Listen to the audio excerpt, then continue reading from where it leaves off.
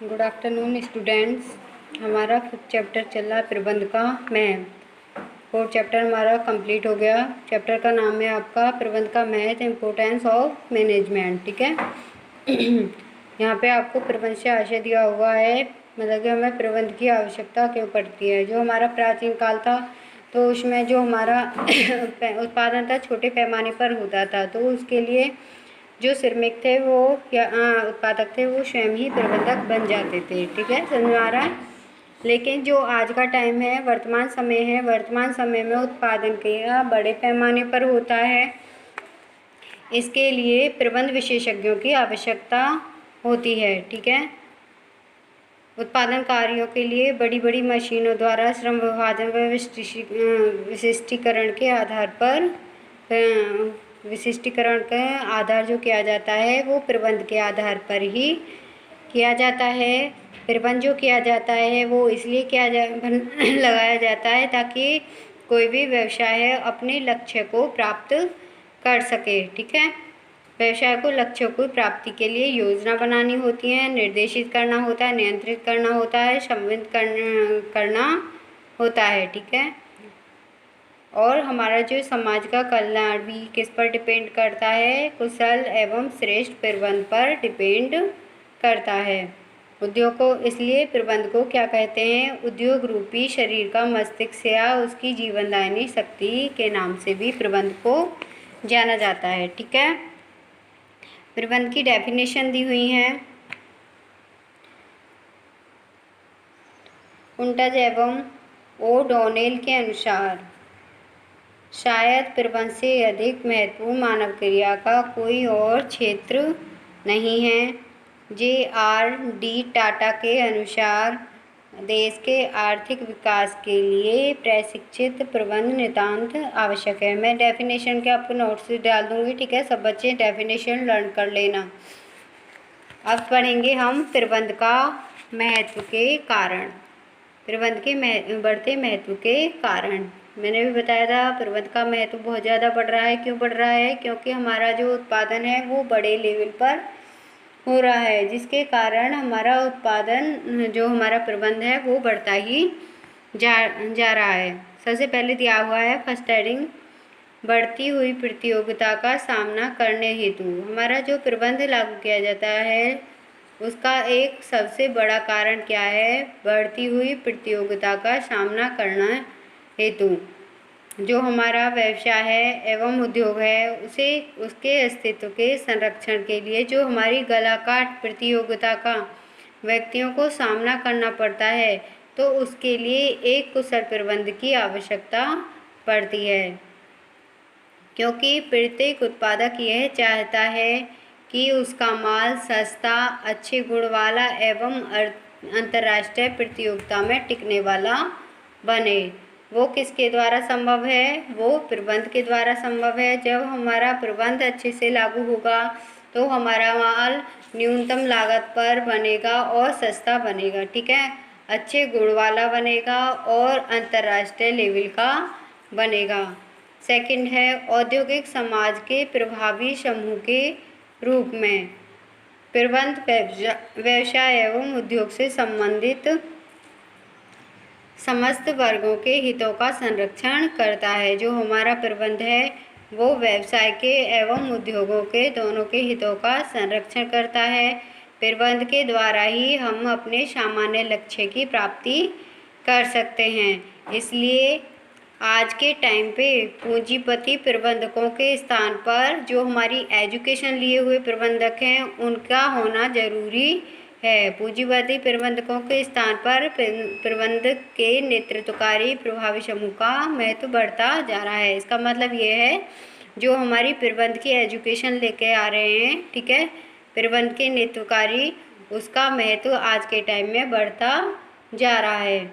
उत्पादन के साधनों के अधिकतम दोहन हेतु, जो हमारे उत्पादन का साधन है उसके अधिकतम दोहन हेतु, मतलब कि जो हमारा उत्पादन ज़्यादा से ज़्यादा हो और उसका ज़्यादा से ज़्यादा उत्पादन हो। प्रबंध का सदैव यही प्रयास रहा है कि न्यूनतम मानवीय एवं माल संबंधी साधनों का उपयोग करके अधिकतम उत्पादन हो। मतलब कि प्रबंध का सदैव यही प्रयास रहा है, न्यूनतम लागत पर उपयोग साधनों का प्रयोग करके अधिकतम उत्पादन हो। यह तभी संभव है जब संस्था में कुशल प्रबंधक हो। नेक्स्ट आपका न्यूनतम प्रयत्नों से अधिकतम लाभों की प्राप्ति। अभी बताया था मैंने, न्यूनतम प्रयासों से, जो हमारी न्यूनतम लागत से अधिकतम हमें परिणाम प्राप्त हो। ठीक है, तो इसके लिए आपका प्रबंध, ये तभी संभव होगा जब आपका प्रबंध लागू होगा। न्यूनतम लागत पर अधिकतम परिणाम हमें प्राप्त हो, या आप ऐसे कह सकते हैं जो हमारे प्रबंध कार्य समूह को नए विचारों एवं नई दिशा प्रदान करके उनके कार्यों में इस प्रकार समन्वय स्थापित करता है कि न्यूनतम लागत पर अधिकतम परिणाम प्राप्त हों।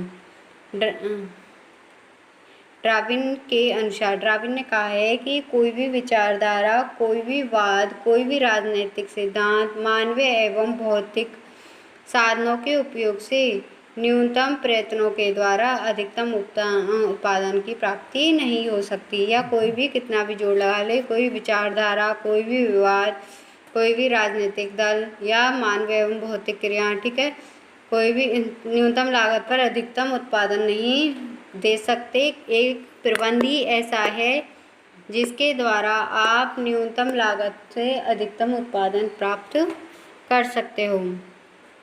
बड़े पैमाने के उत्पादन के कुशलतापूर्वक संचालन हेतु, बड़े पैमाने के उत्पादन में अनेकों व्यक्ति एक ही साथ कार्य करते हैं। तो जो हमारा बड़ा उत्पादन होता है उसमें एक व्यक्ति तो कर नहीं सकता काम, बहुत सारे करेंगे। ठीक है, तो उसमें बहुत सारे व्यक्ति एक साथ कार्य करते हैं। इस विशाल जन समुदाय के पथ प्रदर्शन, मतलब कि उन्हें मार्गदर्शन करने के लिए, उन्हें नेतृत्व देने के लिए एवं उन पर नियंत्रण रखने के लिए व्यवसाय प्रबंध आवश्यक है। जो हमारा जन समुदाय कार्य करता है उसे दिशा निर्देश देने के लिए, उनका नेतृत्व करने के लिए, उन पर नियंत्रण रखने के लिए आपकी किसकी ज़रूरत होती है? मैनेजमेंट की ज़रूरत होती है। उत्पत्ति के विभिन्न साधनों में समन्वय स्थापित करने के लिए, उत्पत्ति के साधन कौन से हैं हमारे?